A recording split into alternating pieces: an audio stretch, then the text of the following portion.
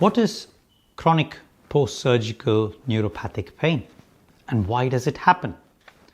Well, this was a question that was recently asked by one of the viewers, and thank you for these comments. Please keep them coming. And in this video, I'm going to be discussing a little bit more deeper into our present understanding of this condition called chronic post-surgical neuropathic pain. Now, essentially, this refers to a unique neuropathic pain condition, meaning this is a kind of pain where there is damage to the nervous system in some way or the other. And in this particular situation, it is typically a consequence of a surgery. So it's an intervention that people have had, and during the course of the intervention, there is a damage or a suspected damage to a part of the nervous system, which leaves the patient in pain afterwards. This is seen particularly after many common surgeries that are happening for treatment. So often the common treatments like hernia surgery or cesarean section surgery, many orthopedic treatments, for example, like hip replacement, knee replacement, and many cancer surgeries. All of these are known to have a much higher risk of chronic post-surgical neuropathic pain. Essentially, this would refer to any pain that is persisting beyond a certain time after surgery. We would expect that during surgery, some of the nerves will be cut. For example, it's very difficult to preserve the tiny nerves when you do any kind of surgery. But what usually happens is that as part of healing, the brain finds a way to shut down the signaling from some of these tiny cut nerves. And once healing has happened, the pain isn't there anymore. But in a small group of people, the pain can be much more severe. It may never go away, or it may get much more intense and different in quality. And this is what distinguishes a post-surgical neuropathic pain from what has been there prior to surgery. What do I mean by that? Well, you can have arthritis-related pain in your knee. But after the surgery, and you've had 8 to 12 weeks of recovery, and you then start to feel a different kind of pain, which is different to what you had with your arthritis pain. This pain may be more severe or different in quality. It's not explained by any kind of infection or scar-related problems at the site of surgery.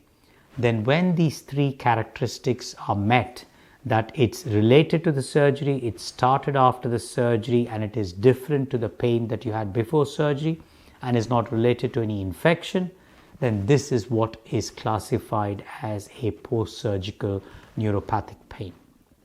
I've told you about the treatments or the surgeries that are most commonly implicated in this, and the percentages vary. So for example, 10 to 20% of hernia surgeries can leave people with a post-surgical nerve pain. The number increases, for example, in hip or knee replacements, the number goes up to 25 to 35%. In some other forms of surgery, for example, in breast surgery, the number is even higher. In cesarean section, it can be as high as 20 to 25%.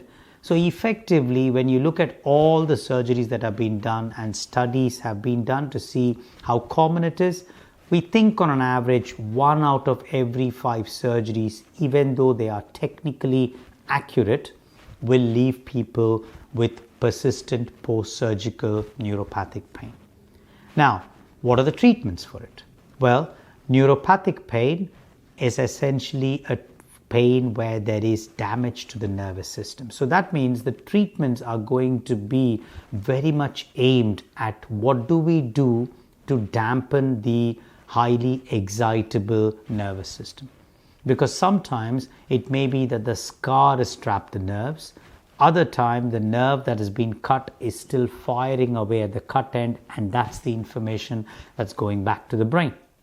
So people often start with treatments like paracetamol tablets, often the most common paracetamol or Nurofen or ibuprofen, and sometimes they go on to drugs like codeine or tramadol or morphine. My view is that the evidence for these kind of drugs working for neuropathic pain is very limited. They may give some benefit, but I don't think that they are the most appropriate drugs for neuropathic pain. In all likelihood, the drugs that are likely to be more helpful are going to be the nerve medications like amitriptyline or nortriptyline or duloxetine. So the so-called nerve modulators, which are antidepressants. You have some nerve modulators that are anti-epilepsy drugs like gabapentin or pregabalin or carbamazepine. So these are often considered as the first form of medications to try.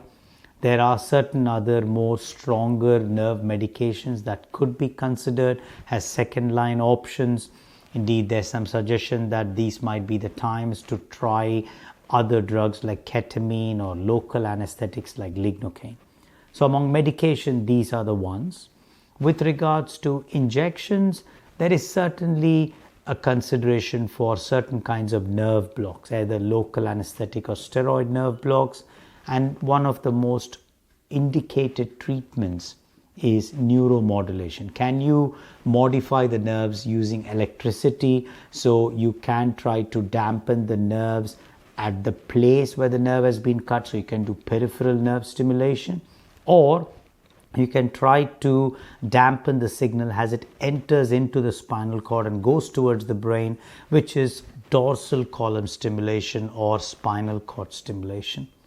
All of these are techniques that are worth considering, and it is something that is specifically to be discussed with your pain specialist or your surgeon to see what would be the most appropriate treatment in your case for the neuropathic pain.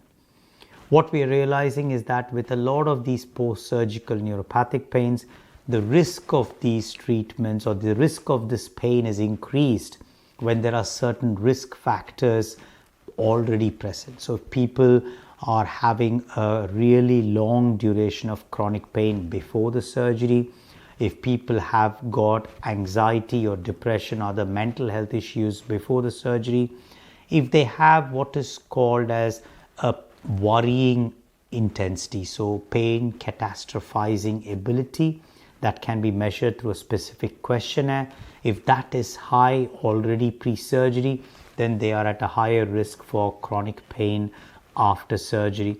So all of these are important to assess in order to decide what kind of treatments are available for it.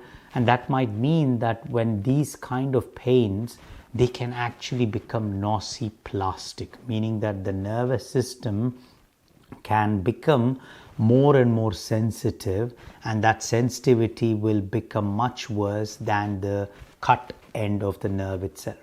In that situation, there is now a consideration that apart from the medications and the injections, we also need to think about other what I call lifestyle based measures. So it might be more attention to stress management strategies, more attention to mental health treatments, more attention to sleep optimization or movement practices or mind body techniques.